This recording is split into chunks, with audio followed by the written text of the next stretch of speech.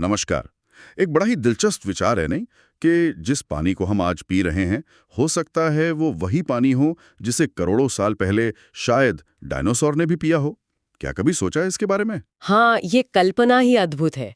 और ये हमें सीधे पृथ्वी पर पानी के सबसे बुनियादी सच पर ले आती है। किसके बारे में? इसकी स्थिरता और निरंतरता के बारे में। बिल्कुल। और आज हम इसी अद्भुत लगातार चलने वाली प्रक्रिया यानी जल चक्र, वाटर साइकिल की गहराई में उतरेंगे, है ना? जी हाँ, ये समझना कि पानी कैसे घूमता है, कैसे अपना रूप बदलता है और कैसे ये जीवन को संभव बनाता है। हमारे पास एक प्रस्तुति भी है जिसमें इस चक्र के अलग अलग पहलुओं को अच्छे से समझाया गया है। तो हम उसी के आधार पर आज बात करेंगे। हमारा मकसद क्या है? हमारा मकसद है इस चक्र के हर कदम को समझना और उन ताकतों को जानना जो इसे चलाती हैं। हाँ, और पानी के विभिन्न रूपों को पहचानना जो इस पूरे सफर में देखने को मिलते हैं। तो चलिए शुरू करते हैं पानी की इस यात्रा की पड़ताल। ठीक है, तो पहली और सबसे महत्वपूर्ण बात, जैसा कि स्रोत में भी बताया गया है, वो ये कि पानी पृथ्वी पर बनता या नष्ट नहीं होता। अच्छा। हाँ, ये बस एक रूप से दूसरे रूप में, एक जगह से दूसरी जगह घूमता रहता है, मतलब पुनर्चक्रित होता है, रिसाइकल होता है। पृथ्वी पर पानी की कुल मात्रा तो अरबों सालों से लगभग उतनी है। हाँ। एक बंद व्यवस्था है क्या? एक क्लोज सिस्टम है? बाप रे, यानी पानी का खजाना सीमित है और वही पानी बार बार इस्तेमाल हो रहा है। बिल्कुल। ये सोच ही पानी के प्रति हमारा नजरिया बदल सकती है ना। तो ये पानी किन किन शक्लों या रूपों में मौजूद है इस धरती पर? देखिए, मुख्य रूप से पानी 3 भौतिक अवस्थाओं, मतलब फिजिकल स्टेट्स में पाया जाता है। 3 कौन कौन से? पहला है ठोस, सॉलिड। इसे हम बर्फ यानी आइस और हिम यानी स्नो के रूप में देखते हैं। हाँ, पहाड़ों पर, ग्लेशियरों में। सही। पहाड़ों की चोटियों पर, ग्लेशियरों में और ध्रुवीय इलाकों में जमी हुई बर्फ की चादरों के रूप में। दूसरा और सबसे जाना पहचाना रूप है तरल, लिक्विड। जैसे हम पीते हैं। हाँ, ये वही पानी है जो हमारी नदियों में बहता है, झीलों और तालाबों में जमा होता है, विशाल महासागरों को भरता है और हाँ, जिसे हम पीते हैं। और जमीन के नीचे भी तो होता है। जी हाँ, जमीन के नीचे भी ये भूजल, ग्राउंड वाटर के रूप में मौजूद है, जो कि ताजे पानी का एक बहुत बड़ा स्रोत है।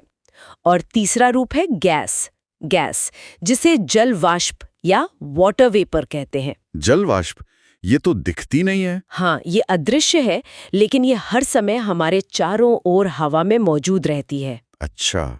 और जल चक्र की खूबी यही है कि पानी इन तीनों रूपों के बीच लगातार बदलता रहता है, कभी तरल, कभी ठोस, कभी गैस। तो चलिए इस सफर को तरल पानी से शुरू करते हैं। मान लीजिए किसी झील या समुद्र का पानी। ये अदृश्य गैस यानी जलवाष्प कैसे बनता है? ये ऊपर कैसे जाता है? इसका मुख्य कारण है गर्मी, खासकर सूरज से मिलने वाली गर्मी। जब पानी की सतह जैसे झील या समुद्र की सतह गर्म होती है, तो पानी के अणु मॉलिक्यूल्स ऊर्जा पाकर तेजी से कंपन करने लगते हैं। अच्छा। उनकी गतिज ऊर्जा काइनेटिक एनर्जी बढ़ जाती है और कुछ अणु इतनी ज्यादा ऊर्जा हासिल कर लेते हैं कि वे अपने बीच के आकर्षण बल को तोड़ पाते हैं और तरल अवस्था से मुक्त होकर हवा में गैस के रूप में मिल जाते हैं। पानी के तरल से गैस बनने की इसी प्रक्रिया को वाष्पीकरण यानी इवेपोरेशन कहते हैं। वाष्पीकरण। और इसे चलाने वाली शक्ति, ये सिर्फ गर्मी नहीं, ये तो कोई बड़ी ऊर्जा का खेल लगता है। बिल्कुल सही कहा आपने।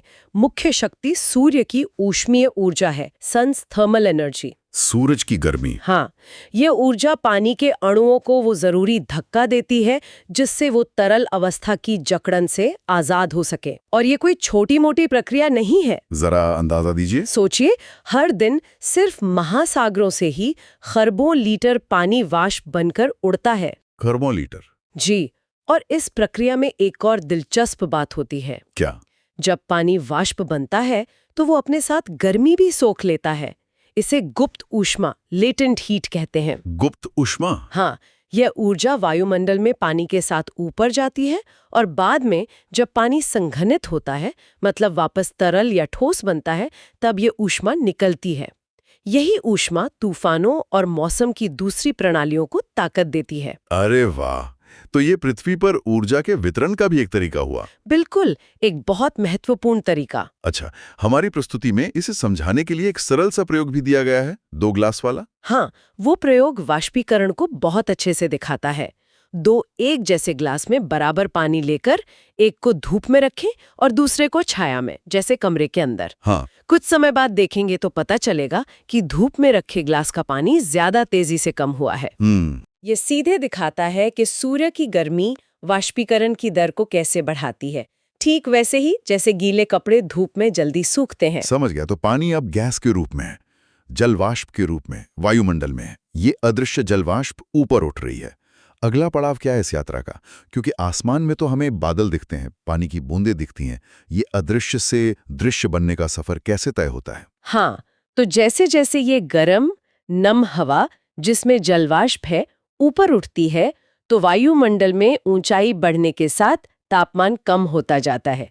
हवा ठंडी होने लगती है। ऊपर ठंडक होती है। जी, और ठंडी हवा की जल वाष्प को धारण करने की क्षमता गर्म हवा से कम होती है। अच्छा, इसलिए जब हवा एक निश्चित तापमान तक ठंडी हो जाती है, जिसे ओसांक ड्यू पॉइंट कहते हैं, तो उसमें मौजूद अतिरिक्त जल वाष्प वापस तरल पानी की नन्ही बूंदों टाइनी ड्रॉपलेट्स में बदलने लगती है। बूंदों में। हाँ, और अगर तापमान 0 डिग्री सेल्सियस से भी कम हो तो ये सीधे बर्फ के महीन कणों आइस क्रिस्टल्स में भी बदल सकती है। बर्फ के कण। जी, अब ये नन्ही बूंदें या बर्फ के क्रिस्टल अकेले नहीं रहते।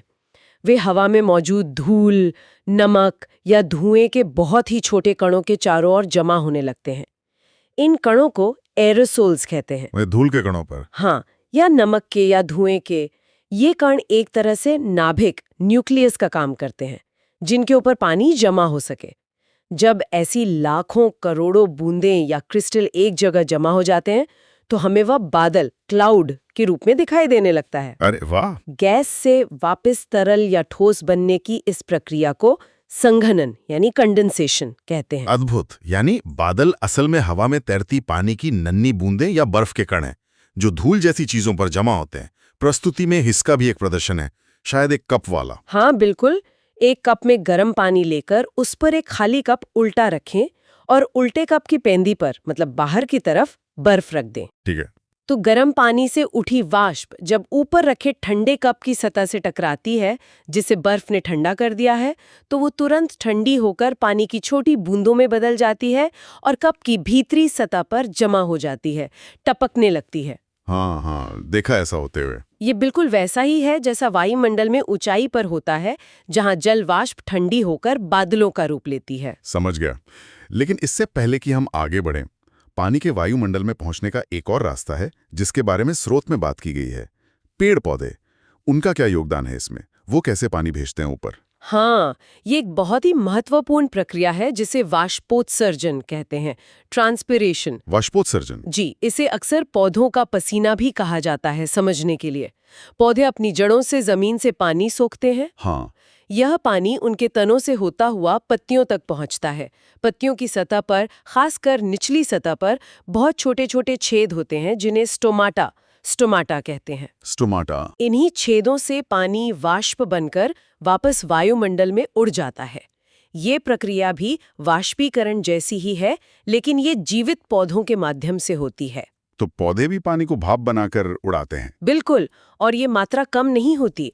जैसे अमेज़न जैसे विशाल वर्षावनों में वाष्पोत्सर्जन से इतनी ज्यादा नमी वायुमंडल में पहुंचती है कि यह उस क्षेत्र के मौसम और बारिश के पैटर्न को सीधे तौर पर प्रभावित करती है। सच में?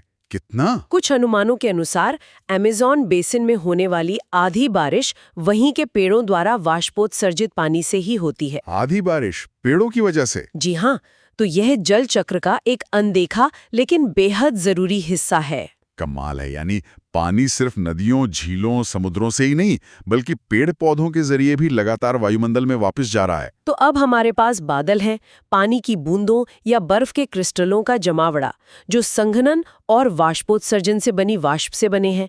फिर ये पानी वापस जमीन पर कैसे आता है? बारिश कैसे होती है? हाँ, तो बादलों के अंदर ये नन्ही बूंदें या क्रिस्टल हवा में तैरते रहते हैं और आपस में टकराकर जुड़ते रहते हैं। अच्छा, वो जुड़ते हैं आपस में। हाँ, वो कोएलिसेंस या एग्रीगेशन की प्रक्रिया से बड़े होते जाते हैं।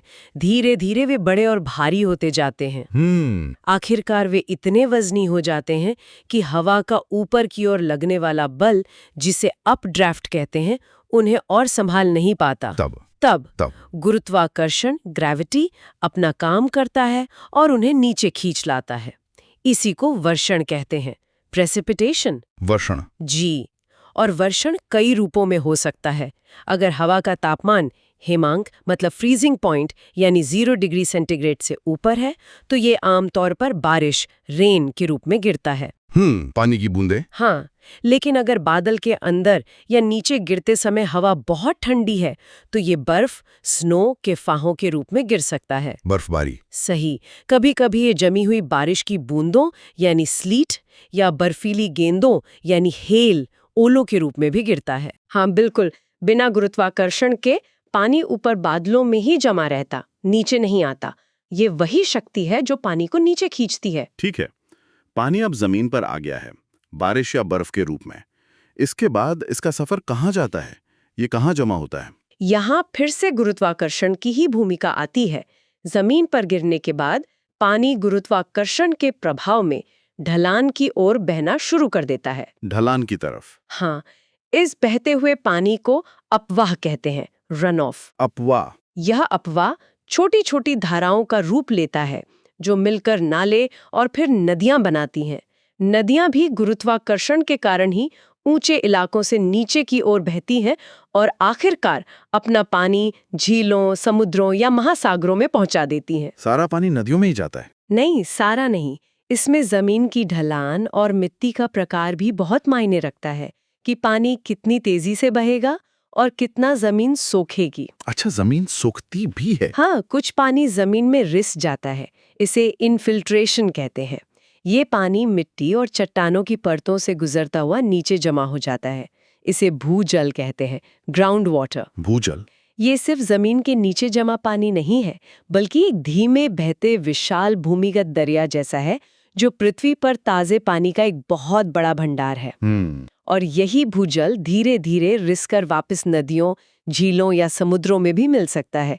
इसे सीपेज कहते हैं। अगर हम उस संगणन वाले प्रयोग पर लौटें, जब उल्टे कप पर पानी की बूंदें जमा होकर भारी हो जाती हैं, तो गुरुत्वाकर्षण उन्हें नीचे टपका देता है। हाँ, ये बिल्कुल वर्षण और फिर नीचे बहने जैसा ही है एक तरह से। एकदम सही पकड़ा आपने। वो प्रयोग जल चक्र के कई हिस्सों को छोटे पैमाने पर दिखाता है। वाष्पीकरण होता है, फिर संघनन से बूंदें बनती हैं, और फिर गुरुत्वाकर्षण के कारण पानी का नीचे गिरना यानी वर्षण, और फिर वो नीचे कप में जमा होता है यानी संग्रहण या कलेक्शन।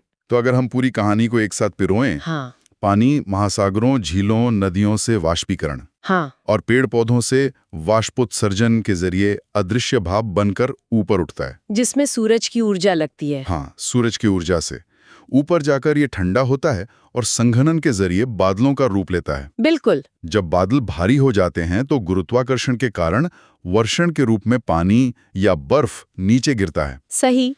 जमीन पर यह पानी या तो अपवाह बनकर सतह पर बहता हुआ वापस नदियों, झीलों, समुद्रों में पहुंचता है, या फिर जमीन में रिसकर भूजल बन जाता है। हाँ, और फिर ये चक्र दोबारा शुरू हो जाता है।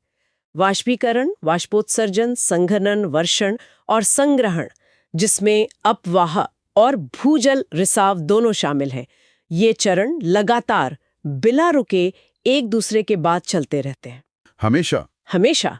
पानी अपनी अवस्था बदलता है, अपनी जगह बदलता है, लेकिन रहता उतना ही है, इस अद्भुत चक्र को हमेशा जारी रखते हुए। तो इस पूरी चर्चा का सार संक्षिप्त में कहें तो ये है कि हमने जल चक्र